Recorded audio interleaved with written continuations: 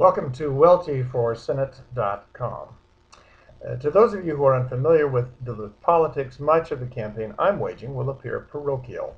I have waged a 3-year battle for the right of Duluth voters to vote in a school bond referendum. It might seem like a trivial matter, except that in the case of Duluth, our school board has chosen to impose a $500 million plan to rebuild our schools, the biggest such plan in Minnesota history, on one of the poorest populations, using a regressive tax that places the greatest financial burden on the poorest citizens. It did all this without a referendum, something that voters in every other city in Minnesota would have considered a routine civic right.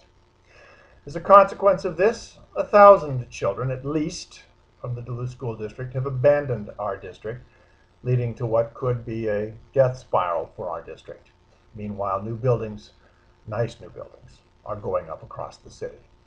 To find out more, you should visit my blog, www.lincolndemocrat.com. Just type in my name, Harry Welty, and Lincoln. Google them if you would.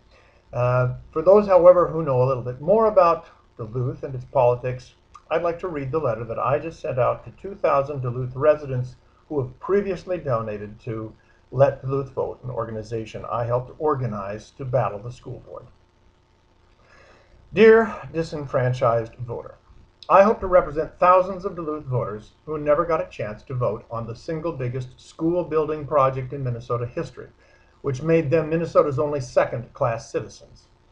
Every discouraging headline about the rapid exit of our students, teacher layoffs, cost overruns, new bells and whistles, and huge contracts going to firms outside Duluth makes my blood boil. It's no surprise to hear the rumor that one of Dr. Dixon's loyal board members has gotten her son a $20 an hour internship with no bid Johnson Controls, Inc. But it's not only school board members who have been complicit. Representative Roger Reinert explained to Fox News recently that while he didn't support the Red Plan, he did support the school board. This is not just a contradiction, it's untrue. Like too many other local politicians, City Councilor Reinert sat on his hands while Mike Jaros fought to restore our vote. Roger kept quiet for the benefit of contractors, unions, and the Chamber of Commerce, while they altered the city charter to surrender the council's environmental oversight over Red Plan construction to the Planning Commission. Red Plan supporters then gave Roger thousands of dollars in donations when he ran for the Jaros seat in 2008.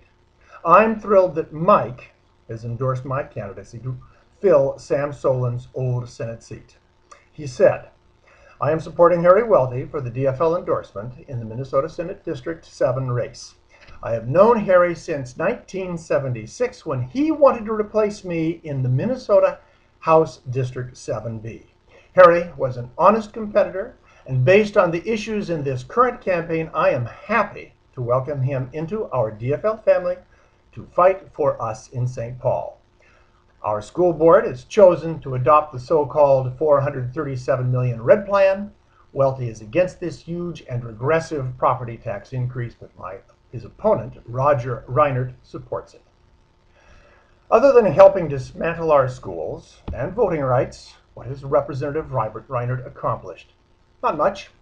After becoming a legislator, Roger told me that he couldn't be bothered with the Red Plan because fixing Minnesota's disastrous finances was his top priority. Despite his best efforts, Minnesota is facing a ruinous $6 billion shortfall. This will be a top priority of mine as well, but I'll also press to restore our voting rights and have the legislature compensate Duluth for the damage the Red Plan has caused. I want the state to include a significant share of the Red Plan's cost in any future state bonding bills. The shameful thing that happened in Duluth is no secret.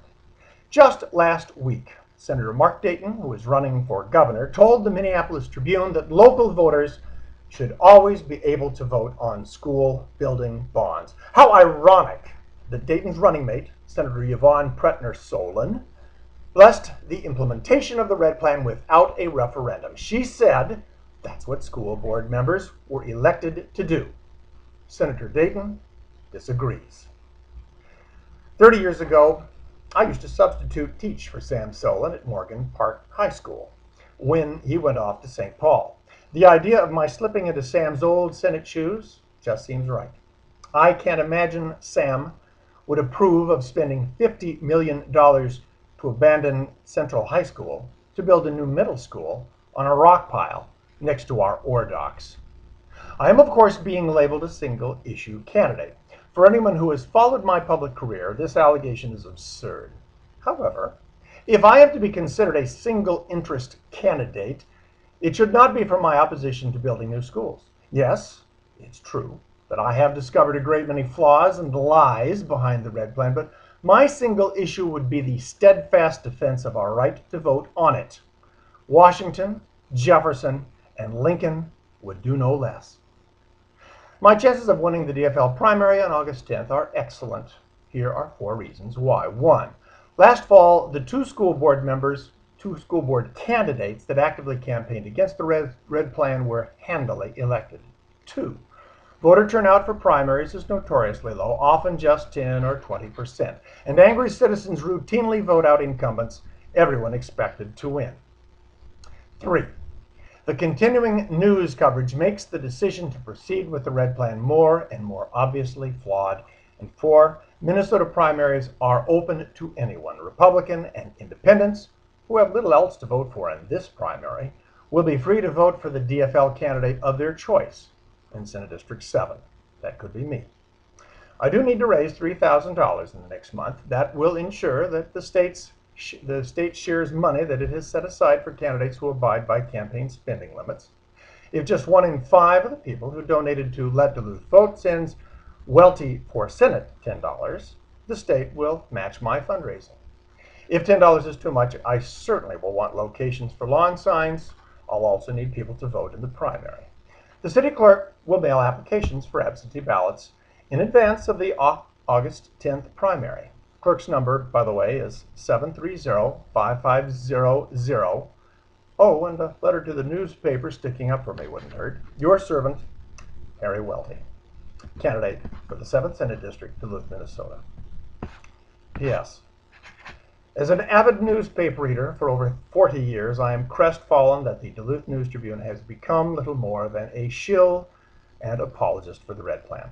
I know that I'm not everybody's cup of tea, but I got along well with previous editors, Jim Heffernan and Virgil Swing, when our paper was allowed to be editorially independent. I always took their criticism with good grace because they were journalists first. Reporters at today's Trib all fear for their jobs, and their candor is strictly rationed. Fortunately, there are still some independent reporters outside of Duluth who can speak freely. I've never met the Hibbing Tribune's Aaron Brown, but he has interviewed me in the past and read my daily internet commentaries. This is what he had to say about me. Welty is an experienced candidate for state and federal offices, but I've always had a soft spot for the guy, even though some Duluthians keep calling him a crackpot. I think he's more of a gadfly, a conscience for that netherworld between Democrat and Republican.